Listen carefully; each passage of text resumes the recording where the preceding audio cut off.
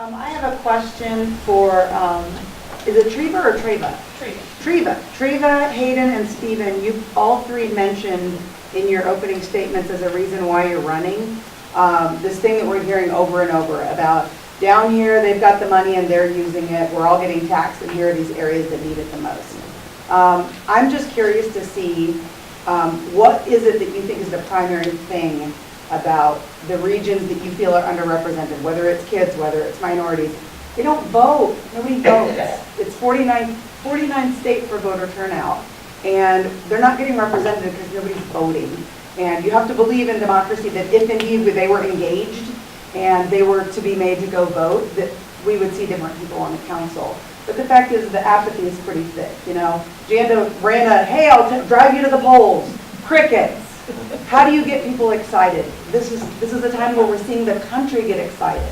You know, what is it? So the three of you all mentioned that specific thing about, you know, the lower income areas. Like you said, engagement is a big deal. We've mentioned our outdated system. I think the single member district is a big deal, but we have the apathy that you see in our citizens comes directly from the leadership. If you don't see your leadership engaged and excited and motivated, you don't have any reason to be either, especially if you don't have any representatives that are motivated about your area or motivated about your children. Yeah. You asked what the most important part is. I think the children in every single case is the most important part of a community. Giving them the services and the services and area to play and grow. But again, like I said, the apathy comes, I believe, from the leadership representatives showing the same apathy and lack of compassion.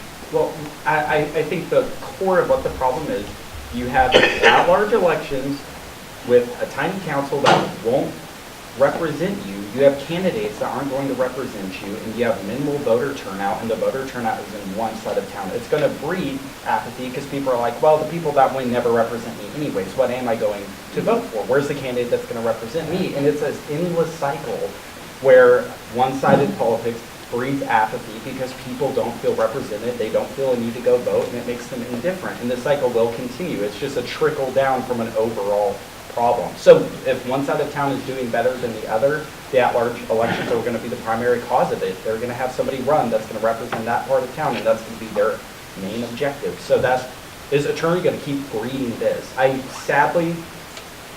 Do I know if I'm going to be able to harness the unvote? No, I'm trying. That's the sad part. It is hard for somebody my age to get that kind of support behind me amongst my age group, but at least if I can get the platform to come out here and speak about why these things are happening, I would like to do that because this is going to happen long after this council is left. That's a reason why I try not to get hung up on everything I dislike with the current council, because sadly, the faces and names are just going to change, but the same things are going to continue as long as we keep using the same system that takes advantage of people's apathy and low voter turnout. They rely on that. Hence the reason we have a city of 200,000 people with a small town format of government. There was no need for them to change it. They don't want to change it. It makes perfect sense to, but they don't want to. They have the ideal system now, and until that's acknowledged and changed, I fear that this will keep repeating itself, which is terrifying. I think the problem with the northern part of town is they're so disenfranchised. And like they said, the single member districts will help them to be represented. And if they can be represented and we can get the things taken care of in the community. You know, a lot of the stuff that I see them doing is, hey, we're going to do this art project. Well, art's great, but if your building's falling apart, what difference does it make if there's a mural on the side of it? I mean, seriously, it's great that they do that. I'm not complaining that they do that. But if you look at the downtown area and the southwest part of town, and the people on the north side of town look at that part of town, and they don't go, well, that's just the southwest part of town. They look at that as, well, that's the part of town where these people make a lot more money than me. So then they start, and it's easy to get into the thinking of, well, they only care about the wealthy. You know, and maybe they do, maybe they don't, but that's what it looks like. And that makes them even more disenfranchised. So if we can get single-member districts where they're represented, and we can get things taken care of, start getting their neighborhoods built up, get the Thompson Thompson Park Pool reopened, so that they have things to do. Because that was a blow. I felt that one personally. I took my kids to the Thompson Park Pool. That's where my kids played something. And so, I mean, it hit me when I found out that was closed. I was like, what? So we've got to take care of things like that, and we've got to get the roads fixed. And if we can get that part of town, building it back up and get things back on track, then we can get people more not wording this right. We can get them back engaged and get them involved and stuff, and it'll be easier to. Now, it's still going to be an uphill battle just because the climate is such generally in the whole country, not just in Amarillo, that a lot of people don't want to vote. But if we can get them engaged, get the district, get the single-member districts going, I think it'll make a big difference in helping. And then, like I said before, we get the leaders in those communities and highlight them and bring them to the forefront, and have them be examples to their community. Then we can help young kids see that there's hope here, that there is a future in Amarillo. It's not just about, well, maybe I'll grow up and, okay, then I'm going to move over here because there's jobs over here. We can get that taken care of here, and people will stay here, and people will care about the community and be involved and be voted. You were so polite. Yeah,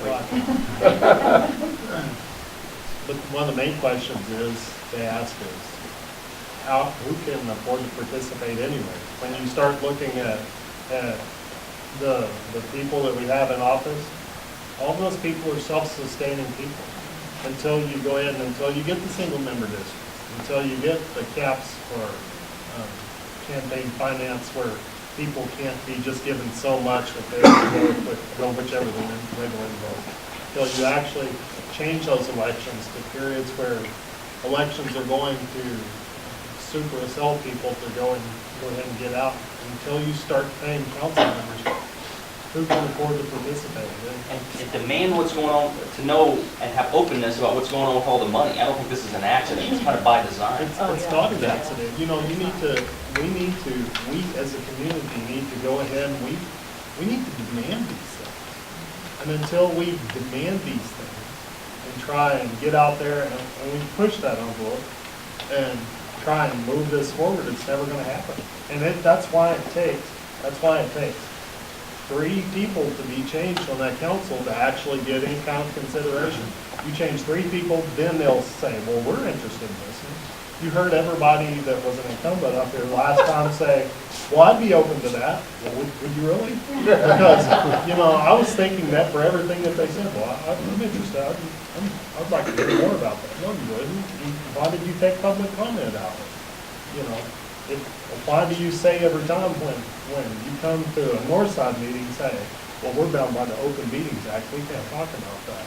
You can't talk to the people that elected you. I mean, until you actually make changes and get that taken care of, we're going to get the same things, folks. Yeah, remember we were at the meeting last week, and whoever that guy was like, we're open, just, file an open records request, and then pay $1,200 for the copies. Well, yeah, I was asking. Why don't? Or they just, these 5 people, 7 people, whatever we end up having, that's how you get those things done, is by voting for those people. That's why, just educate. You can register people to vote, but I think you got to get people to show up and see how the sausage is made down there, like you do all the time. Yeah, that too. I mean, have a reason to show up and vote, because you may be registering someone from the other side. I know some of the colleges have students attending the council meetings as part of their grade. I don't know about the high schools, but I know some of the colleges have been doing that. That's another useful tool, because they can actually see what's going on, and they're like, oh, I didn't know they did this here. I didn't know that had anything to do with this. We might have done before then. Okay. Well, I have a couple of things, and I go to the meetings, I don't have to see if they're quiet, and I help her do a lot of research. She helps me, and she has 2 lawsuits, like you guys talked about, stump the feet, do something about it. She has 2 lawsuits, one's about the ballpark, one's about the Meetings Act, and then she just went to Austin a couple of weeks ago, and a lot of the reasons why they don't have the money is because somebody has their hand in the cookie jar the whole time. Like, you ever saved up a bunch of cash, you want to go on vacation, and then comes summertime, and somebody did dip their hand in there, and you're like, wow, I guess we'll just go down Albuquerque. I'm in Disney World, and that's what's going on here. And when she went to Austin, I'd like for you to talk about that and what happened. And a lot of people don't know that school was $69 million, 79 if you count Jerry Hodges' $10 million that he contributed back to it, that he received $12 million through Maxwell, and he get $10 million. His pledge, supposedly. She goes to Austin and starts explaining this stuff, and all that money is illegal. All of the money they pledged out of the ABC is illegal. And I mean, they were surprised when you talked to them down in Austin.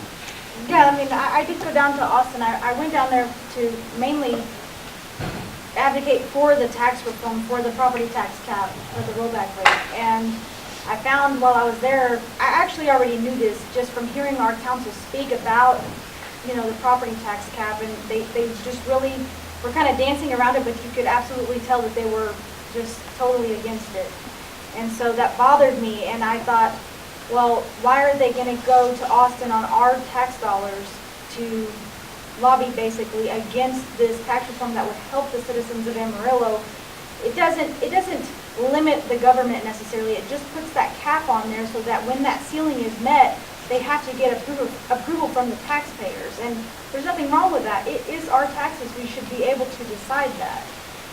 And so when I went down there, I received a lot of good feedback. But as far as what was the question about the ABC money used for the vets? Yes, they were. $69 million plus the. Well, a lot of the legislators that I spoke to, their understanding was that the money was just gifted for the project, but that's not really the case. The money came from the ABC, which is, the sales tax that we pay in. So that was kind of interesting. They were trying to get them to pass this bill to give them additional money, stating that the money had been gifted for the original amount. They needed more for the project that they were trying to get from the legislators, and so they were trying to say that this other portion of the money had been gifted, but it hadn't. Our city council gifted it, but it's our tax dollars. It's tax dollars that are And paying the for it. law, the Development Corporation Act, doesn't allow ABC money to go towards educational facilities. They removed the education facilities out of the Development Corporation Act in 2003. But they're building this vet school right next to the Texas Tech School because they're trying to say it's a continuation of a project from 1996, which is why else would they build an animal health facility right there in the heart of the people health facilities if there wasn't some technicality that the town needed?